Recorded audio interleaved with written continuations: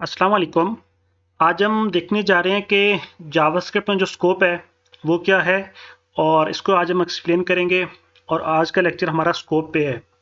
ठीक है, इससे पहले हम वेरिएबल्स पे हमने डिस्कशन स्टार्ट की है अपने लेक्चर्स। और इससे पहले के लेक्चर्स में मैं आपको वेरिएबल्स का इंट्रोड्यूस करवाया है, वेरिएबल्स का मैंने आपको रूल्स बताए हैं और वेरिएबल्स का मैंने आपको डिफरेंस भी बताया है। ठीक है, तो अगर आपने मेरे वो लेक्चर्स नहीं देखे तो इससे पहले आप वो लेक्चर्स देखें और फिर इस लेक्चर पे आएँ। ठीक है, तो आपको अच्छी तरह समझ आएगा।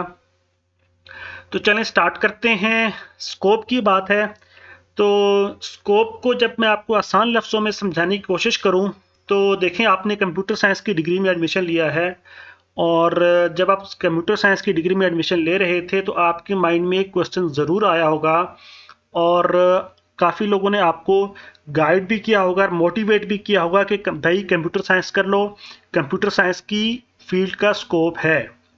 ठीक है, ये आप यूनिवर्सिटी में कोई भी डिग्री करेंगे तो आप पहले उसका स्कोप सोचेंगे कि हाँ भाई मैं ये डिग्री कर रहा हूँ, इसका आया मार्केट में स्कोप है या नहीं है। ठीक है, कोई भी डिग्री है, कंप्यूटर साइंस है, सिविल इंजीनियरिंग है, इलेक्ट्रिकल इंजीनियरिंग है, मैकेनिकल इंजीनियरिंग है।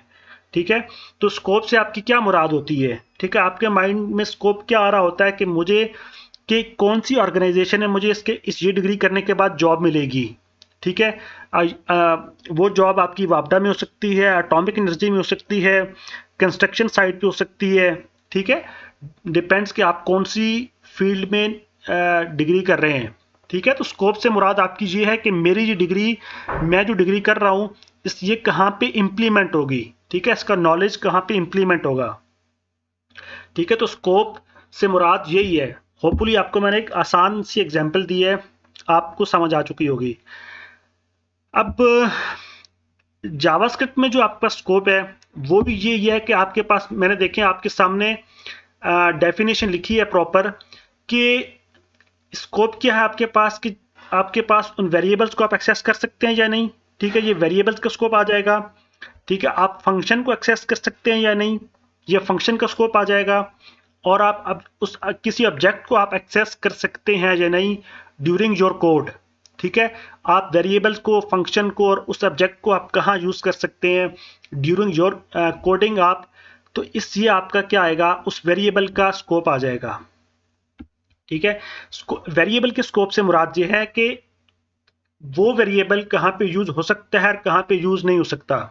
ठीक है, उस प्रोग्राम के अंदर, उस कोडिंग के अंदर वो वेरिएबल कहाँ पे यूज होगा और कहाँ पे यूज नहीं हो सकता। ठीक है, तो ये है स्कोप। अब मेनली जो स्कोप है आपका जावास्क्रिप्ट में वो आपके पास दो में डिवाइड है। एक आपका है ग्लोबल वेरिएबल, ग्लोबल स्कोप, और दूसरा है आपके पास लोकल स्कोप। ठीक है, मेनली जब आप स्कोप को डिफाइन करते हैं या डिवाइड करते हैं तो आप दो चीज़ों में डिवाइड करते हैं। एक आपके पास ग्लोबल स्कोप है और दूसरा है लोकल स्कोप। ग्लोबल स्कोप से मुराद है, या ग्लोबल वेरिएबल भी आपका ग्लोबल स्कोप में आएगा कि आप इसको अपने कोड में कहीं भी एक्सेस कर सकते हैं। आपने एक दफ़ा कोई वेरिएबल, फंक्शन या ऑब्जेक्ट आपने डिक्लेयर कर दिया, ठीक है, उसको वैल्यू आपने असाइन कर दी है, तो आप ड्यूरिंग होल कोड, ड्यूरिंग आपका जो पूरा प्रोग्राम है उसको आप कहीं भी उसको आप एक्सेस कर सकते हैं। बस आपने उसको एक दफ़ा आपने उसको डिक्लेयर करना है। ठीक है, तो ये ग्लोबली स्कोप, ग्लोबली वेरिएबल आपके पास एनीवेयर, ठीक है, आप उसको किसी भी जगह से एक्सेस कर सकते हैं। जब हम एडवांटेज की बात करते हैं, ठीक है, एडवांटेज क्या ग्लोबल वेरिएबल्स के, ठीक है, तो ग्लोबल वेरिएबल्स को मतलब कोई भी फंक्शन, आपके जो सारे फंक्शंस हैं वो ग्लोबल वेरिएबल्स को एक्सेस कर सकते हैं। ठीक है, उन पे कोई पाबंदी नहीं है। ठीक है, कोई भी फंक्शन होगा वो ग्लोबल वेरिएबल को यूज कर सकता है, ग्लोबल वेरिएबल से फायदा उठा सकता है। ठीक है, तो ये है कि आप कोई भी फंक्शन ग्लोबल वेरिएबल को आसानी से एक्सेस कर सकता है, पहला इसको एडवांटेज। दूसरा एडवांटेज है कि ग्लोबल वेरिएबल को आप एक दफा डिक्लेयर करेंगे। ठीक है, इस पे मैं थोड़ा, इस पॉइंट को मैं थोड़ा और अपने नेक्स्ट लेक्चर में एक्सप्लेन करूंगा। ठीक है, इसको मैं यहाँ पे आपने एक और कंसेप्ट अपने माइंड में, जब मैं नेक्स्ट लेक्चर आएगा बताऊंगा कि आपका, जब मैंने आपको वॉर, लेट और कॉन्स्टेंट में डिफरेंस बताया था तो मैंने कहा था कि वॉर आप दो दफा डिक्लेयर कर सकते हैं, ठीक है, रीडिक्लेयर कर सकते हैं। ठीक है, तो इस पॉइंट पे मैं आपको नेक्स्ट लेक्चर में ज़्यादा आपको डिटेल से बताऊंगा। अब आगे बात आ जाती है लोकल स्कोप। लोकल स्कोप आपका दो फर्दर जो दो स्कोप्स में डिवाइड है, एक आपका फंक्शन स्कोप है और दूसरा आपका ब्लॉक स्कोप है। ठीक है, तो फंक्शन स्कोप और लोकल स्कोप, ठीक है, कभी कभी ऑल्टरनेटिवली भी हम इसको यूज कर सकते हैं। ठीक है, लोकल स्कोप से मुराद फंक्शन स्कोप होती है, फंक्शन स्कोप से मुराद भी लोकल स्कोप होती है। ठीक है, तो जब हम उसकी डिवीजन की बात करें तो ये फंक्शन स्कोप और ब्लॉक स्कोप में डिवाइड है। अब इसमें डिफरेंस क्या है? ठीक है, डिफरेंस है कि लोकल वेरिएबल आपका फंक्शन के अंदर डिफाइन होगा। ठीक है, आप लोकल वेरिएबल को आप फंक्शन बनाएंगे। ठीक है, फंक्शन बनाएंगे, फंक्शन के अंदर आप जो जो भी वेरिएबल डिफाइन होगा उसको आप लोकल वेरिएबल कहेंगे। ठीक है, जबकि जो वेरिएबल आपका फंक्शन के बाहर डिफाइन होगा उसको आप ग्लोबल वेरिएबल कहेंगे। ठीक है, तो ये डिफरेंस है मेनली लोकल वेरिएबल और ग्लोबल वेरिएबल के दरमियान। ठीक है, कि ग्लोबल वेरिएबल को आप फंक्शन के अंदर आप डिफाइन नहीं करते, आप उसको आउटसाइड द फंक्शन डिफाइन करते हैं। ठीक है, दूसरा इंपॉर्टेंट बात यह है कि आप लोकल वेरिएबल को सेम नेम के साथ दोबारा यूज कर सकते हैं। ठीक है, आपने एक फंक्शन के अंदर एक नेम के साथ आपने उसको डिक्लेयर किया, वहां पे आपने उसको यूज किया, आप एक और फंक्शन बनाते हैं, आप उसके अंदर भी वही आप, ठीक है, उसको आप वैल्यू तो जाहिर सी बात है एक न्यू वैल्यू असाइन करेंगे, लेकिन आप उसी वेरिएबल को एक न्यू वैल्यू असाइन करके आप दोबारा यूज कर सकते हैं। ठीक है, तो जो ये जो ग्लोबल वेरिएबल को आप दोबारा यूज नहीं कर सकते, लेकिन इसको एक कंडीशन है, इसमें हम ग्लोबल वेरिएबल को भी यूज कर सकते हैं, लेकिन ये लिमिटेड कंडीशंस है। ठीक है, ये जब नेक्स्ट लेक्चर में मैं आपको प्रैक्टिकल करवाऊंगा ग्लोबल और लोकल स्कोप का, तो वहां पे ये पॉइंट भी मैं आपको बताऊंगा। अब बात आ जाती है आगे लोकल वेरिएबल्स को क्रिएट करने की।